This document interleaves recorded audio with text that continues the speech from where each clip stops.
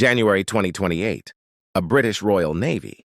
Ship detects a rogue submarine deep in the North Sea. The sonar ping is clear. Russian. Immediately, HMS Defender pursues. Moscow claims it's a training exercise. London calls it a violation of sovereign waters. Global headlines explode. Cold War 2.0? The UK summons Russia's ambassador.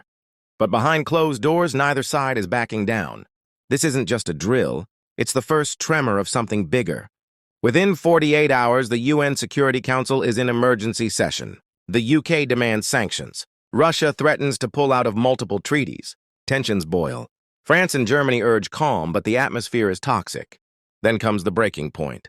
London imposes a full economic blockade on selected Russian firms. In return, Russia declares all British diplomats persona non grata. Embassies shut. Communication ends. Diplomacy has failed. 3:47 a.m. London goes dark. Power outages hit airports, hospitals, financial centers. The internet slows to a crawl. Surveillance cameras stop. The stock exchange freezes. Cybersecurity teams detect intrusion from Russian IPs linked to GRU cyber units. No blood is spilled, but fear spreads faster than bullets. It's warfare without a single bomb. A pair of Russian Su-35s enter UK airspace under radar. RF scrambles Typhoons from Lossiemouth. At 25,000 feet, the confrontation is fierce. Missiles are locked. One Russian jet is shot down, the other escapes. Russia calls it murder. Britain calls it defense. NATO holds its breath. In the skies, the war has already begun. 2 fleets, 1 sea. British and Russian warships meet in contested waters near Norway. The Russian destroyer Admiral Levchenko fires first. Sea Skua missiles incoming. HMS Kent responds with full countermeasures. Explosions echo across the water. British casualties, 12 dead. Russia loses a ship. Global markets tumble.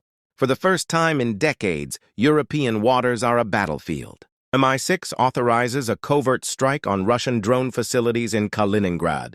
In the dead of night, British SAS commandos and Ukrainian assets plant charges. At 2:14 a.m., the facility erupts in flames. Russia is humiliated. Kremlin-controlled media demands vengeance. Protests erupt in Moscow.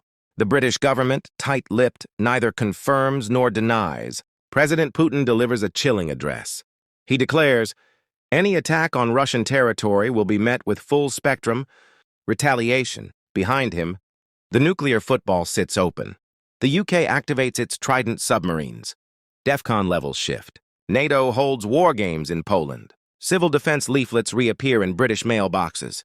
The world is closer to nuclear war than ever before. British troops land in western Ukraine, joining NATO divisions holding the line near Rivne. Russian forces pour in through Belarus. Drones fill the skies. Cities turn into war zones. For the first time since Watu, British soldiers fight a ground war in Europe.